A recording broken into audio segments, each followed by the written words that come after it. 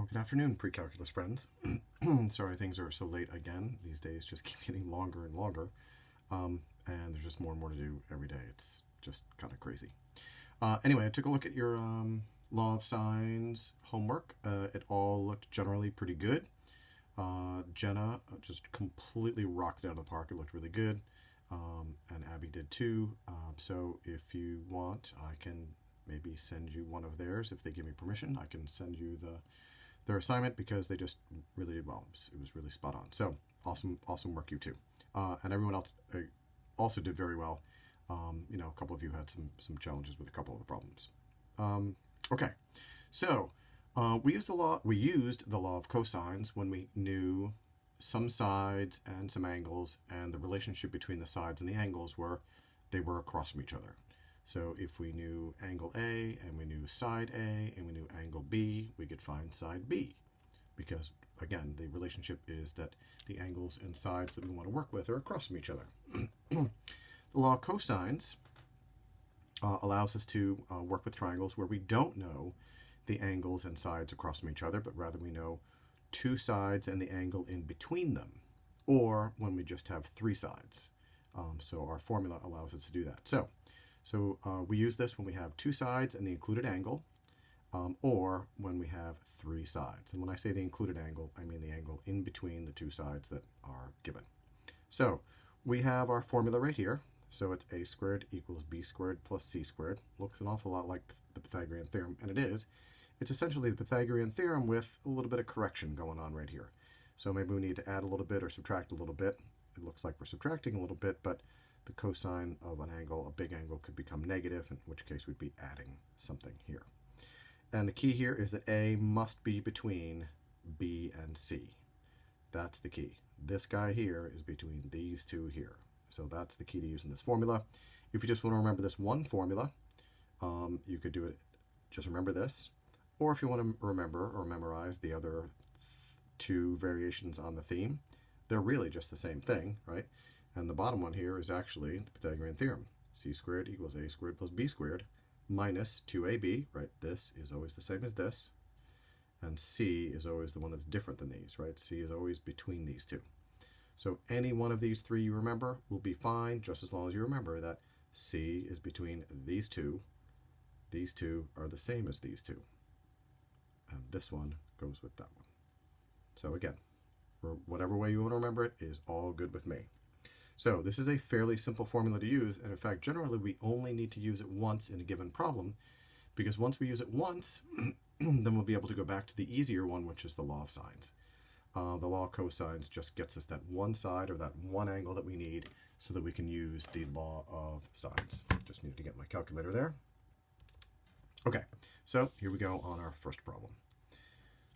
So here we have triangle ABC, and we got two sides, 12 and 16, and as I said, the included angle, aka the angle that is in between the two of them.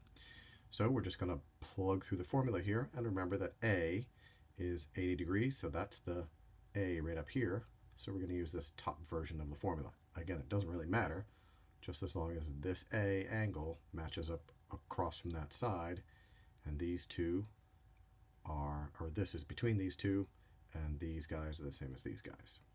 All right, so we're just going to slap the numbers into the formula and we'll be all good.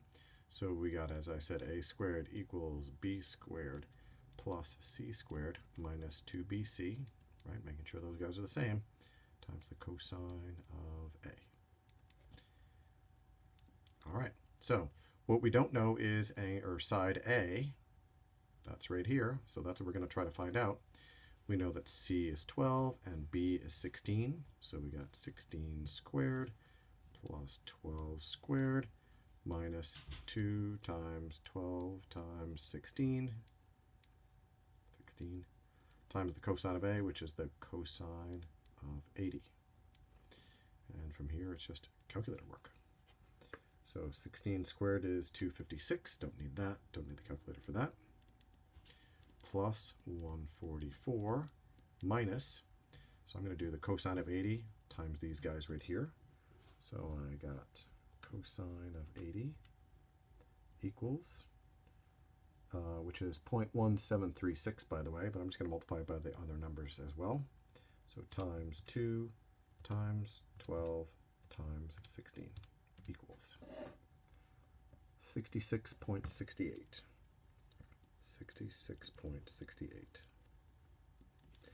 And then we got 256 and 144 is that 400? Yeah, 400 minus 66.68 is, do I trust myself right now? 33. 433.32. Just want to make sure I'm right there. 256 plus 144 equals, is indeed 400, minus 66.68 equals, good, 333 point, oh, not 433, 333, good thing I checked that, 333.32. Okay, so there is our missing side right here. That's 333.32, 333.32.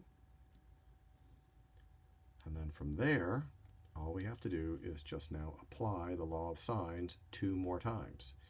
Because we got 80, and we got a side across from that. We got 16. We don't know that angle, so we can just do law of sines for that one. And then we do law of sines for that one also. It's all the same law of sines we did before. So, or actually, we don't even need to do that. We just need to do law of sines once, and then we can add and subtract from 180, and there we are. So we'll just do that one on this one. So let's find angle C. So we're going to do 333.32 over the sine of 80 equals 12. Something is terribly wrong here. Oh, that's a squared. Good thing I checked that. So we know that's a squared, so a is the square root of that.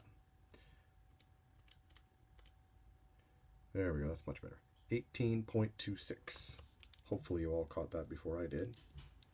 I was a little dim there. 18.26. I should have looked up here and said, wait a second, that side does not look anything like the other ones. 18.26. All right, that's much better. So 18.26 is what I really meant to say here. 18.26 over sine of 180. And yeah, I made that mistake on purpose because it was an instructive mistake or something like that. And then we got 12 over the sine of C. All right, so then we just figure out the sine of 80, multiply it by 12, divide by 18.26. So we do the sine of 80 equals, that's 0.9848 by the way, times 12, divided by 18.26 equals 0.6472. So now we know that the sine of C equals 0.6472, and then we do the arc sine of that. So we do second sine, 0.6472 equals 40.33 degrees. So C equals 40.33 degrees. And if we wanted to change that into minutes, of course, we just multiply 0.33 times 60, and we would get 20. So we'd have 40 degrees, 20 minutes. Okay, so there we are. So we got that angle there, which is angle C. That goes right up there. And then we would just add these two together and subtract from 180 and get B, and we're all done. But I ran out of room on my paper here. So I'm going to jump over to the next problem.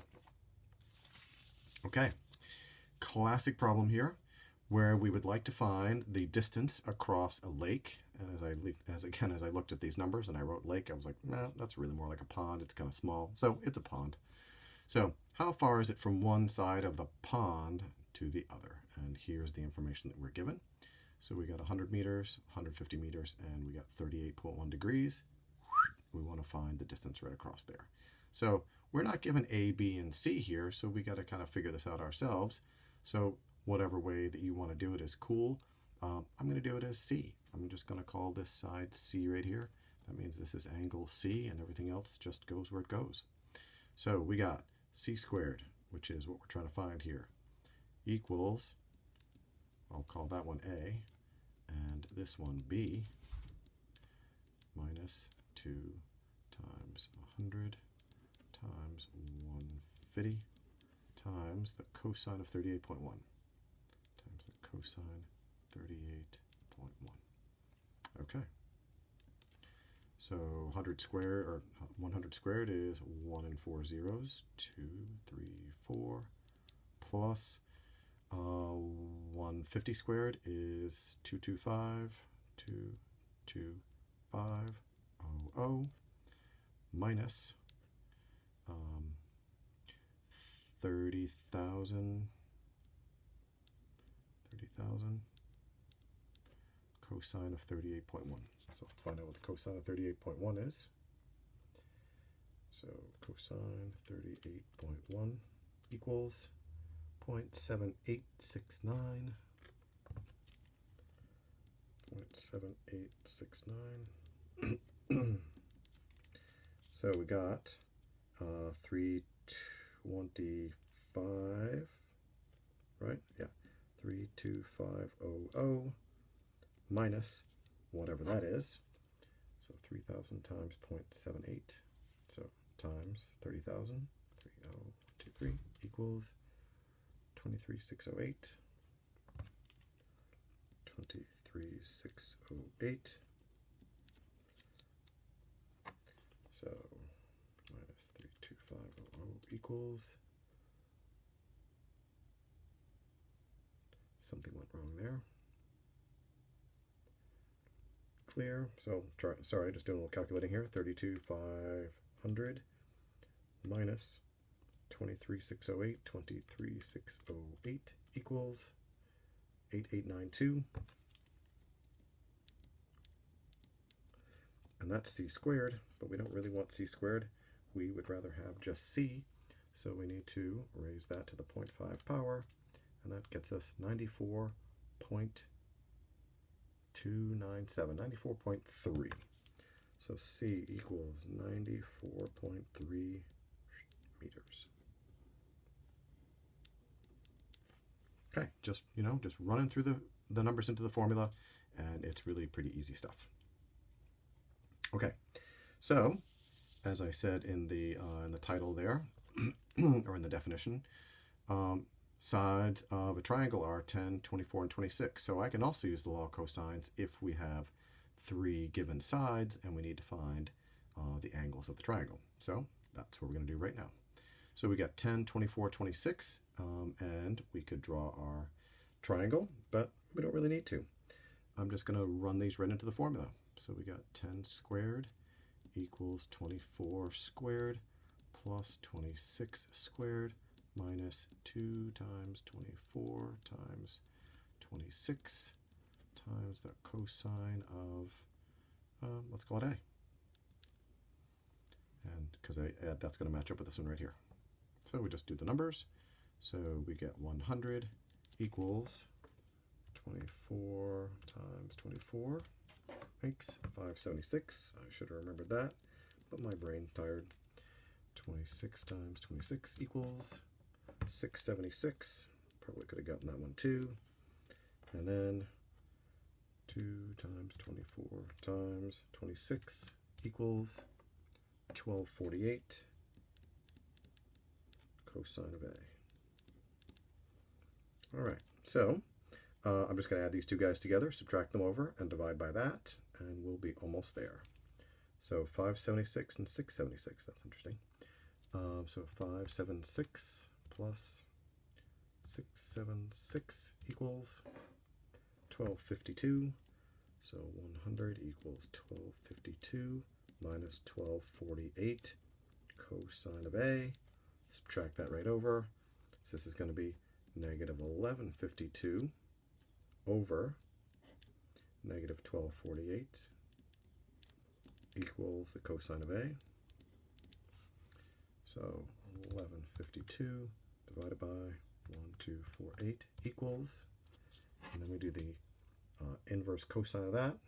So second cosine, 0.92307, boom, we got 22.62 degrees. So A equals 22.62 degrees. Okay, so we've done our work with the law of cosines. And this gives us one of our angles. And now it's probably good to draw the triangle just so that we make sure we're lining up the stuff that we need to line up. And we now know that angle A is a small angle. And let's call that B and let's call that C. So C is going to be our big angle. And so let's make it like, I don't know, let's make it like this. And put A up here. So A is up here. And we got our small side, we got our small angle is 2262, and that's across from 10. 2262. And we have across from here is the big side, and that's going to be 26. And over here is the medium side, that's 24. Okay, so far we got this one. Let's go for the medium angle next. So we're going to find this angle right here. So this is going to be B right here. So we're going to find B. That's C over there. So so we have the law of sines again, and we're going to use this angle and 10 and this side, and we're going to find B using the law of sines. Okay, so we're going to do the sine, nope, we're going to do 10 over sine of 2262, sine of 22.62 equals, and we have the sine of B, which we don't know, but we do know that across from the sine of B is 24, or across from B is 24. So we'll just do the work right here. So find the sine of 2262, multiply by 24, divide by 10, and we'll have the sine of B. So we got the sine of 22.62, and then we multiply that by 24, and we divide it by 10, and we have 0.9231. 0.9231. So sine of B equals 0.9231, and we do the inverse sine of that. So second sine of 0.9231, and we get 67.38. So B equals 67.38 degrees. And if we want to find C, all we got to do is add that one to that one and subtract from 180. So if we add 2262 to 6738, we get 90 degrees. Right? 2262 and 6738 is 90 degrees, and 180 minus 90 is 90. So C equals 90 degrees. Wow, isn't that interesting? I wonder if that was a coincidence. Nope, it wasn't. Because if you happen to remember from way back in the day in geometry, hopefully you did honors geometry, 10, 24, 26 is really a 5, 12, 13 special triangle that's been multiplied by 2, right? 5 times 2, 12 times 2, 13 times 2. So this was a right triangle all along. I just didn't tell you until the very end. So there it is. There's your right triangle. And we got one last thing to do. We have what's called Heron's formula. I've also seen it written as Hero's formula, but in any case, so we have this formula here which tells us the area of a triangle if we know 3 sides, 1, 2, 3, and all we need to do is just plug the stuff into the formula. But you'll notice there's A, there's B, there's C, then there's this S thing. S actually stands for the semi-perimeter. So S equals semi-perimeter. And of course we know that semi is the prefix for half of, right? Like a semicircle is half of a circle. So we are going to, well, a semi-formal is half of a formal. Okay. Anyway, so semi-perimeter is half of the perimeter. So if we want to find S, all we need to do is find the perimeter and then divide by 2. So that's what we're going to do. So S equals 10 and 12 is 22 and 14 is 36. So 36 divided by 2 is 18. So our semi-perimeter is 18. Right, just want to make sure I got that right. 26, yep, 36, good, 18. So then what we're going to do is we're going to use the formula. Area equals the square root of S, the semi-perimeter, that's 18, times 18 minus A, so 18 minus A is 8, and then 18 minus B, that's 6, and 18 minus C, which is 4. All right, so we're just going to multiply all those guys together and take the square root, and boom, we are done. So 18 times 8 times 6 times 4 equals, to the 0.5 power, boom, 58.79. 58.79, whatever the units are. Inches squared, meters squared, whatever. But that's it. Find the semi-perimeter, which is half the perimeter. Do all the little subtractions, multiply by that, take the square root, and we are done. That's it. That's the whole thing. So hopefully either Jenna or, hold on, I remember her name, Abigail, give me permission to send off their homework to those who want it. I can do that. So anyway, that's it. That's the whole show. And I'll see you guys on Thursday. Be safe.